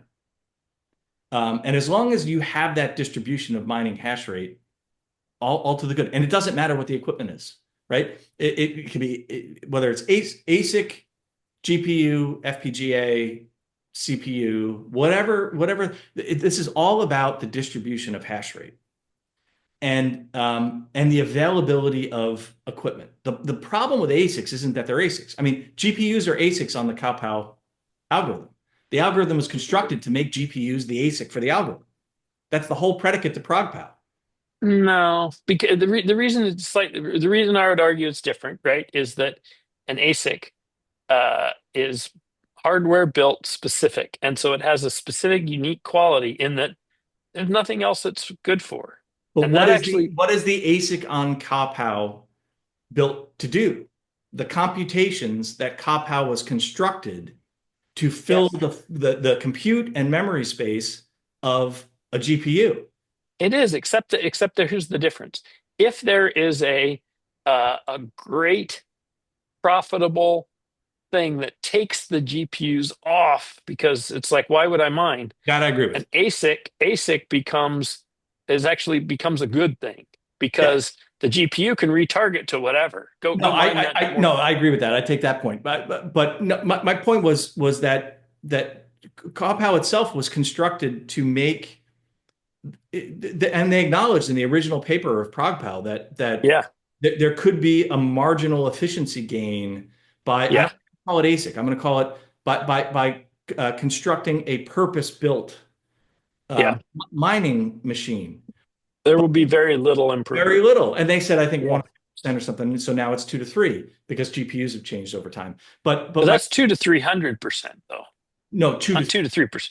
2 to 3 times. Yeah, 2 to 3x. Yeah, 2 to 300%. Yeah, Yeah. But my point is, as long as one of two things happens, because the problem is ASICs are chips, and chips are the distribution channel for those chips are controlled, right? We were already talking earlier in this conversation about, oh, who is Bitmain going to determine who they're going to give the chips to? That to me is the problem. The commoditized GPUs are good only because they're commoditized. They're used for other purposes. They're readily available. You can buy them on Amazon or Micro Center. Anybody can get one. And Yep. 100 people, each individually mining using their GPU, are as effective in terms of hash rate as a 100 GPU farm. Yeah. Yep. So that's the long tail theory. Okay, so with that, right? If it's 2 to 3x, As effective but less attackable. right? Yeah. Right. Yeah. The existence of 100 people with one GPU means in order to 51% attack, you have to have 100 GPUs in your farm.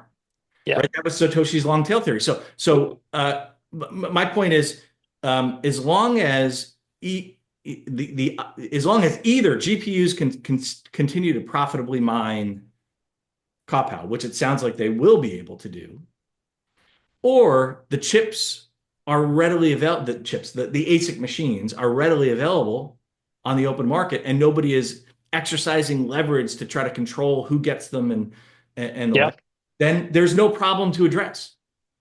And back to the regulate for problems, until there becomes a problem, until somebody uses it to do something nefarious, until somebody, I mean, Bitmain was a good economic actor in the Bitcoin space during 2017 in the block wars. Yeah, no, I should be clear. I don't have a problem with Bitmain. In fact, they're talking about also giving back to the community, right? To the foundation, Yeah.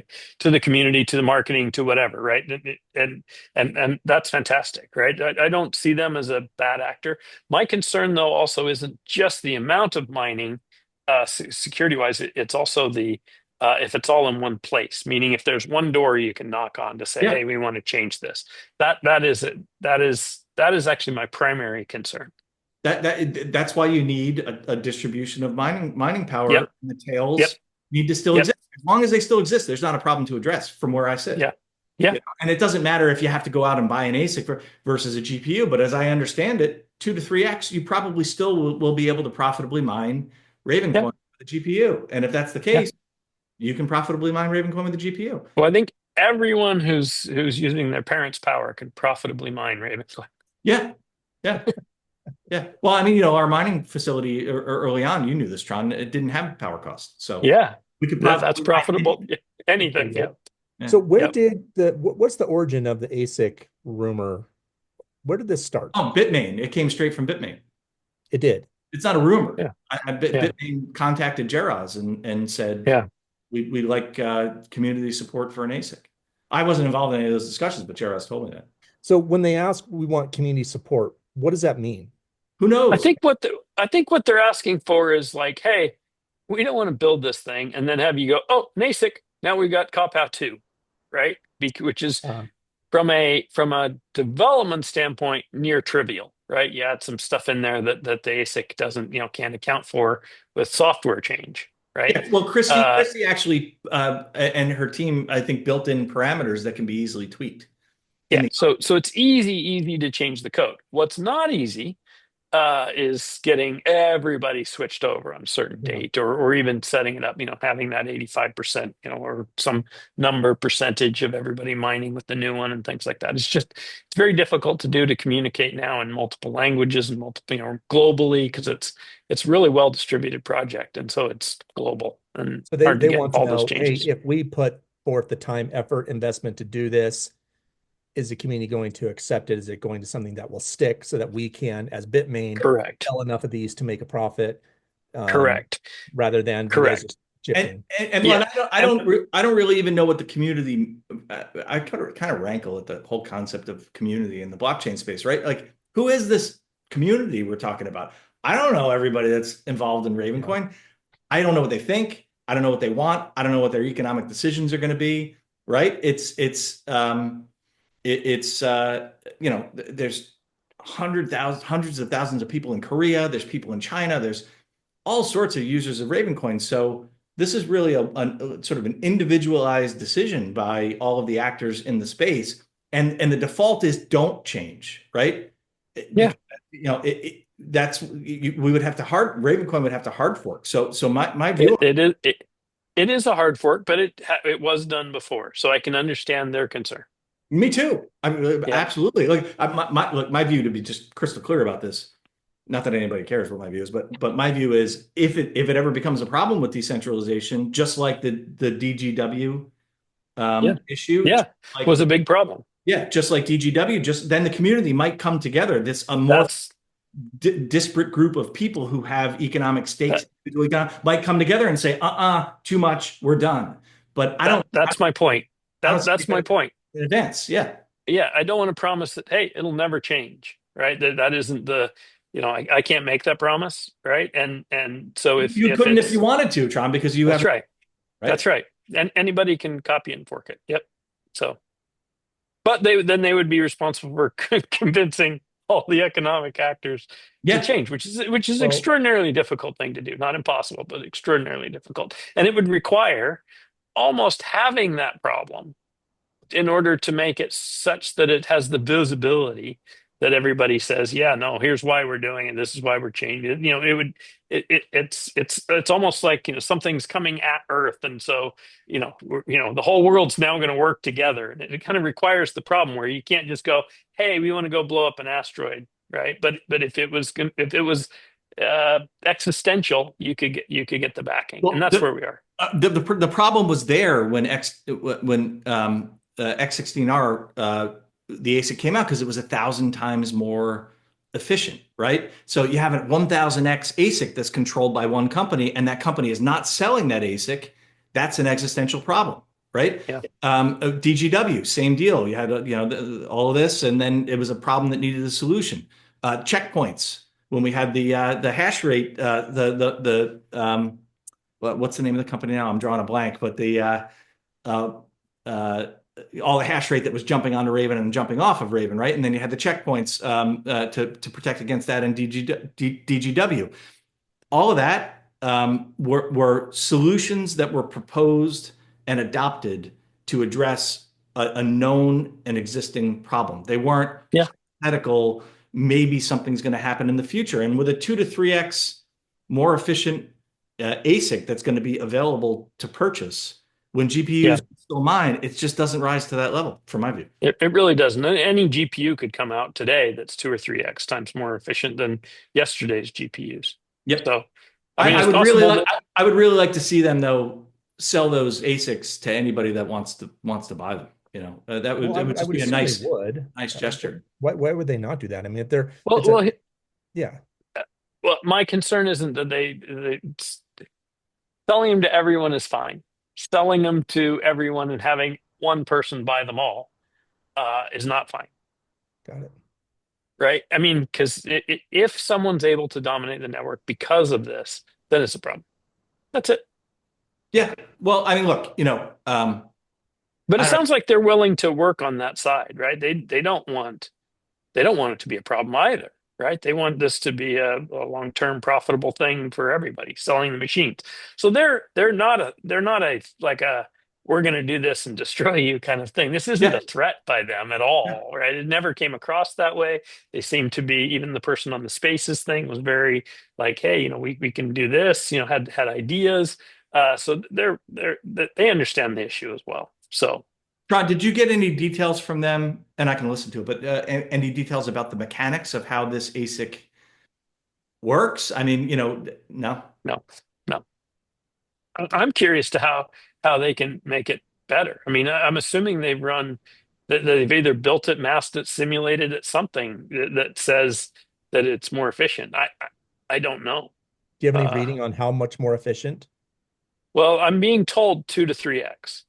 Oh, you're getting that from them. That's not a guess. Yeah, That's what they're saying. yeah, Okay. that's what I've been told. Yeah. Now I I don't believe know if that's because they have one, right? And it's or if they can simulate it and say, hey, we're going to clock this to this rate, or if they already have the chip. I don't know the answer to those questions. I believe, and somebody can talk to Christy about this, but I believe that there's sort of a theoretical limit unless the whole concept of ProgPow fails, right? Yeah. On Yeah. the assumption that ProgPow is validly created. I Yeah. believe there's a theoretical limit that changes over time based upon current GPU technology. But On there, GPU technology and the masking, the size of how fast they can clock their own chips, right? Which is how many nanometers or whatever the technology they use to create the chips makes a difference. But yep. GPUs are pretty state of the art. I mean, these guys are this. It's not like GPUs are like, oh yeah, we're masking, doing this stuff, with old lithography and old technology. I mean, they're right at the edge of stuff. So Yeah, well, I mean that's why ProgPow and KawPow were so neat, right? Which yeah, the reason is because instead of just doing simple brute force compute, it occupied the entire memory and yeah, compute space of the GPU. So as yep, GPUs get better, they'll be more competitive with that ASIC over time. yeah, yep. That's what I would expect. So yeah, I mean, I was all for forking when the X16R ASIC was it R or R2? I don't remember which one was Well, the. R2 was a response to Yeah, rumored ASIC. Now, I haven't heard the 1000X. I mean, there was a lot of rumors. I never saw an actual thing of how much faster it was. So, that was in Christie's or in if def else's. Uh, it was a computation in if def else's original okay, ProgPow paper, which I okay, studied in great detail when at the time. I haven't read it in years, but I remember that metric. It sort of went through script. It went through SHA-256. It went through X16R, and then used Ethereum, which was orders of magnitude less in terms of theoretical efficiency gains. And then KawPow was designed basically to crunch that efficiency gain down even a little bit more.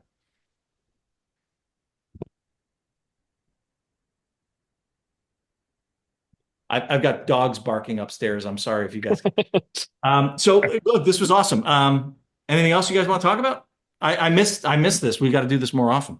we do I need to know do it it's more often. yeah. We did cover. I had election results, the Trump coin, and the SEC as kind of topics that I wanted to cover, and we did. So, I will admit I did buy the Trump coin. Uh, when I heard about it, I'm like, oh, I gotta jump in on this and try this out. Um, Real quick, Solana oh yeah, failed transactions all over the place. I got like one transaction, like one small transaction to go through. So I went to their status page. They claimed 65,000 transactions per second. There was no way their network was hitting that threshold. Their incident and status page show no outage, even though there were failed transactions. There was failed transactions people were talking about on X as well. So their status page is incorrect.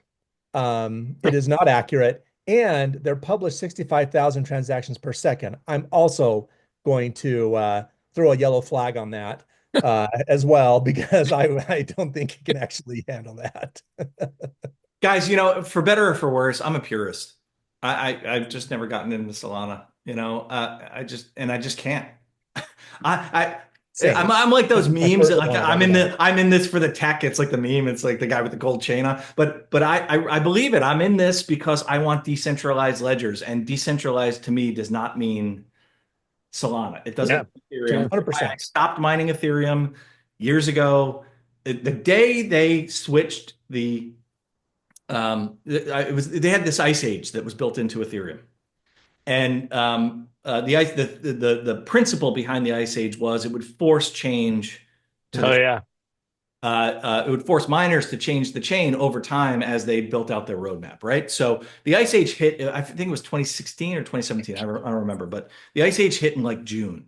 And then it was coming and coming and coming in August. And you could literally watch your mining returns like just go down and down and down and down.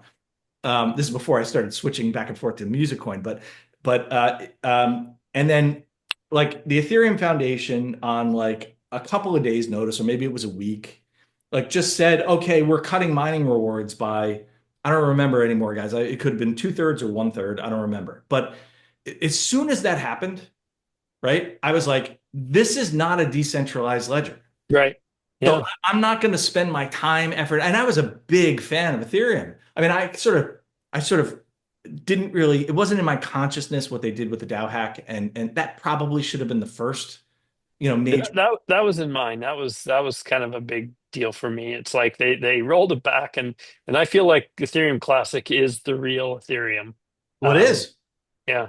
Right. But So so when that happened, I jumped out of Ethereum, and then I look at this stuff and I see what people are doing. I'm not into this Flashboy nonsense. I just want a solid, stable, decentralized ledger that people can transact assets on. That's it. Don't need tokenomics. Don't need, big foundations doing fancy things, and just give me a ledger that I can put my assets on that people use. So yeah, That's the thing that this is Ravencoin needs, is the people use part. It's it sort of, does. It does. yeah, I It mean, does. That my companies use it, but that's the thing. You saw my exchange, Tron, with Marcus Lemonis. yeah. We all in the Ravencoin community need to do a better job of explaining to people why that part that I just talked about is so important. It's Yeah. the fact that it is decentralized is the special sauce. Yep. so here's my counter to that. Okay. Um, I'm in alignment, like from a principle perspective. Like I've been in this space now 11 years, right? Or now 12 years, right? So like I'm aligned there, but so think here's a good example. So I had a call recently with a CEO of a digital identity company, and I asked him about, I don't know if you all follow the self-sovereign identity space and the A little bit, decentralized identity a little bit. space, all of that. There's a lot of competing ideas or protocols, you could say, of how you go about doing that. And so I John and asked I him, had I a said, great debate with the guys who did the what's the thing, the guys that are ChatGPT, and they did that scanner where you scan your eyeballs. Oh yeah, a the WorldCoin. WorldCoin. WorldCoin, Yeah. yeah, WorldCoin. Okay, good example. There's yet another one, right? There's a lot of competing ideas right now of how you handle from a protocol perspective and a tech perspective and all of that. So I asked him, I said, "Oh, so which one did you guys land on? Like what's your, favorite flavor of digital or decentralized identity?" And he was totally agnostic on the protocol. He's like, I don't care, essentially, is what he said. What matters is adoption. What are people going to actually use? Because that's where rubber hits the road. That's where real world changes actually happen, is when you get adoption. People don't care about which, decentralized identity, self-sovereign identity protocol are you using, which method are you doing, are you using this one? Only the techie guys who are into it care. No, but Jeremy, Everyone else doesn't care. that's what I'm talking about, exactly, explicitly, right? So We that's need that's to kind do of a my better point. job. We need to do a better job of explaining why that is the essence. But this is the risk, and this happens all the time. I feel like with tech, there can be a really cool tech, but if people don't use it, it doesn't matter. And so I bring that up because I follow the 100%. same ethos. I love decentralization, but at the end of the day, where are people going to actually transact? Because I can tell you 99% of people don't care about, maybe even more than that, do not care about decentralization. They just don't care. And so they're going to go to whatever is easiest that gives them the most, like it's easy to use, it's cheap, it gives them the things that they need. Decentralization is nowhere on their radar. And I bring that up because I don't transact on Solana. This is the first time I've ever done anything on Solana because I've been the same way. I'm like, screw those guys. Like they reset the network, it goes down, it's centralized. That just sounds terrible to me.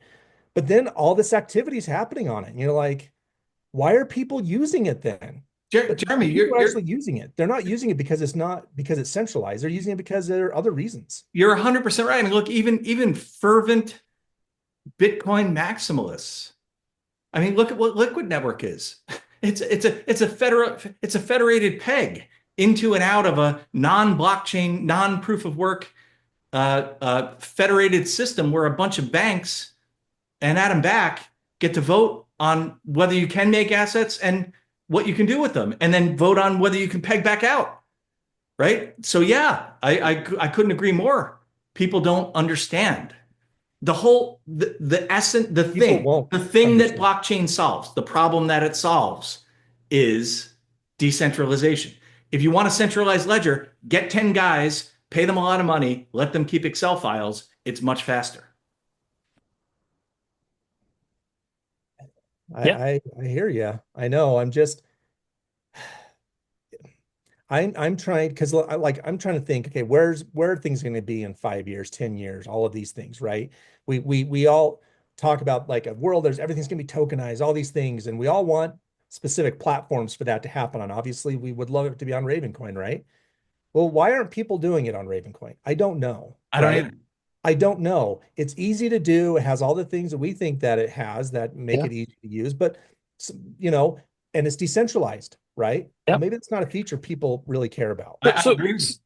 Well, for everything, it's not perfect, right? And so the things that have um, an EVM, right, where you can do trades and dexes and things like that, there's some advantages to that, especially when you weren't allowed. I'm going to use the past tense because I think it's changing. Weren't allowed to have a centralized exchange for these things. Just wasn't allowed. Couldn't do it, right? Those things got shut down. Now that may change. So that's an advantage, I think. I mean, not an advantage, a something that's changed that could help. But I think the EVM stuff was well suited for a time where you can't where you weren't allowed to do centralized exchanges.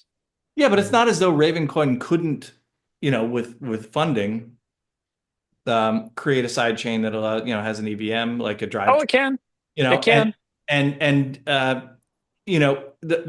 if you want the one, this is just my view, the one real Achilles heel for Ravencoin is the absence of pay to script hash for assets. Right? I think. Um, Go ahead, Sean. I think. Well, I think that's written, right? So No, that's a I know, yeah. I know, but it was never adopted, right? It was written, it was audited, but nobody ever adopted. The community didn't adopt it. To me, because that's the gateway to DeFi. Okay, so I'm just throwing things out there. So let's take Solana as another, since we're talking about that, right? Well, it has a bunch of funding behind it. It's private. They can do all sorts of marketing. They can do all sorts of things. When you talk about a fair launch, decentralized coin like Ravencoin doesn't have any of those things. That's So right. even if it has parity with features, let's say that are on Solana, people aren't going to be aware of it because it doesn't have the kind of money behind it or the backing. And not just think about, if I'm an investor in Solana and now I'm investing in companies that are trying to do something on a blockchain, well, guess what I'm going to say? You need to build that on Solana.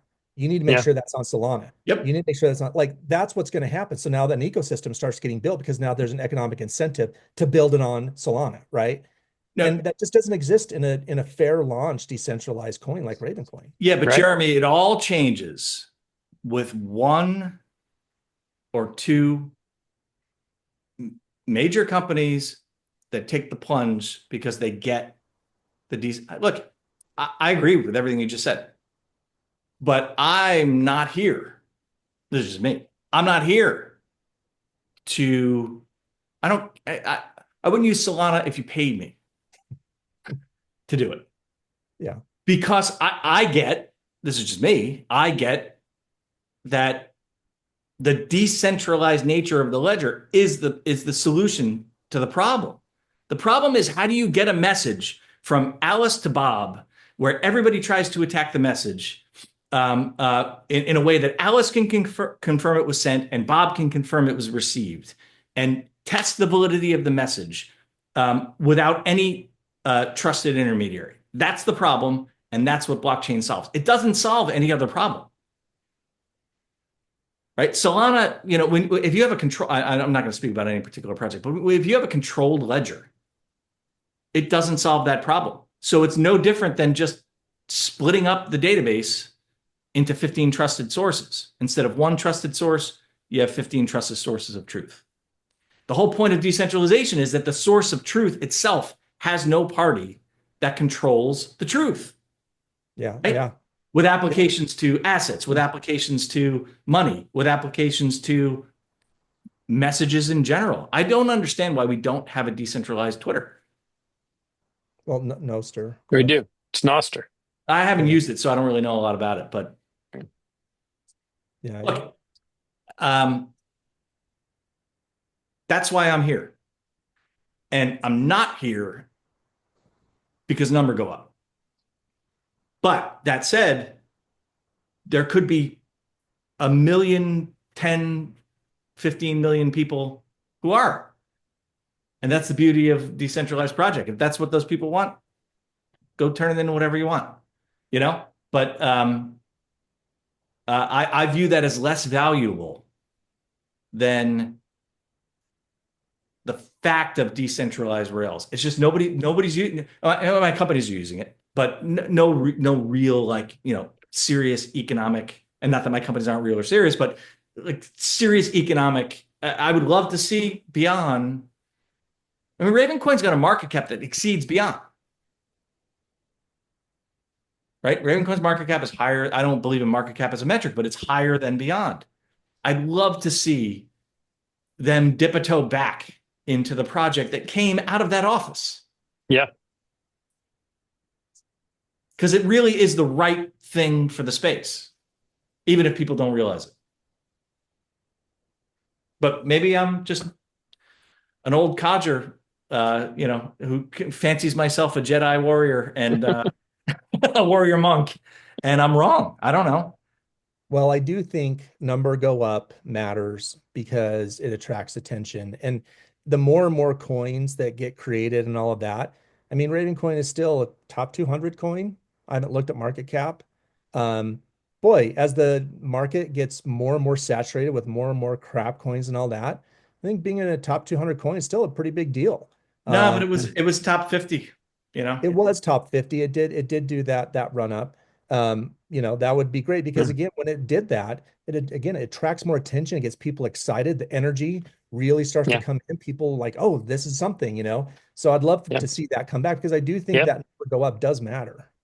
Yeah, I would love to see T0 use it. I mean, that was what, had a lot of the capabilities it has was, for that, has that ability to immutably say what your token is and things like that. You can take those tokens, put them into T0, swap them, trade them, withdraw them back out. Um, I think that's the future. But I never understood the logic behind creating a keiretsu of that was the word, right?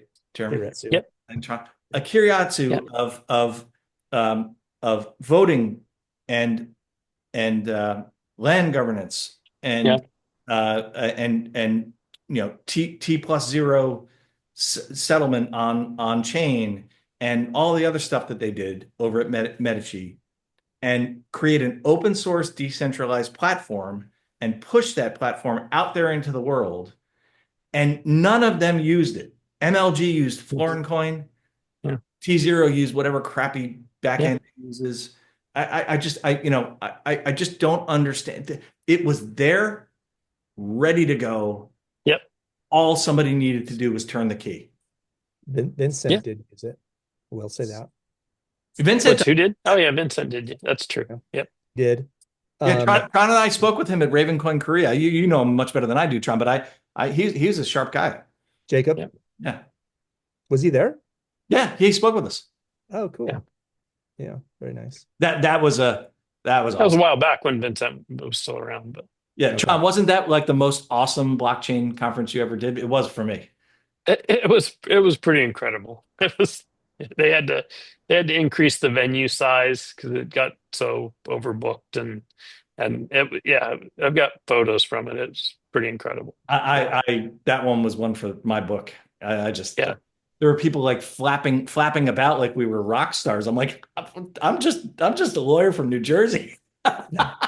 It was great. Tron, you probably get that a lot more than I do, but that was fun. It was surreal for sure. Yeah. It was All right, guys. Well, So anything else? awesome. This was a marathon. We've been at this for a couple hours. yeah, 2 hours. Yeah.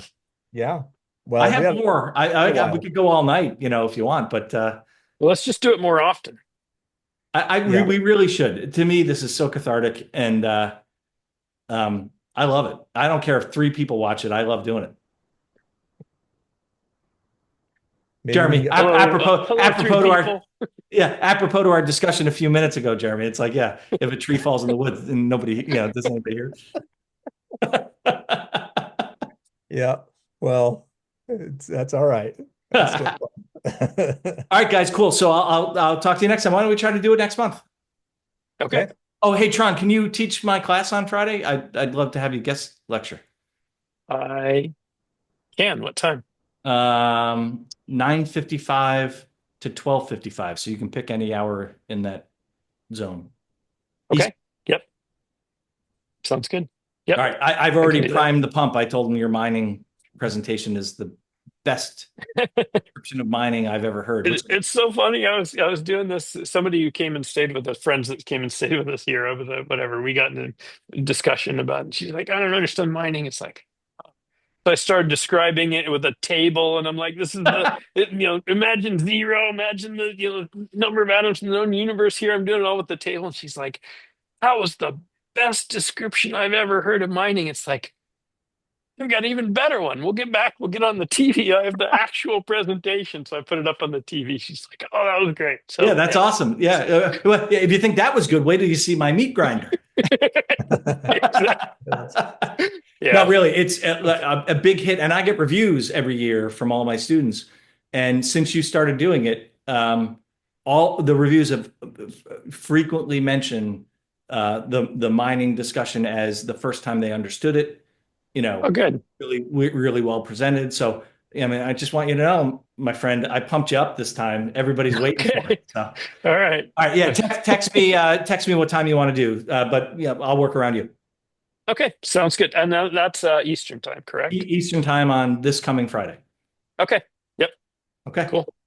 All right. Thanks, guys. Yeah. Hey, guys, have a great, have a great month until we talk again. Okay. All right. Bye-bye.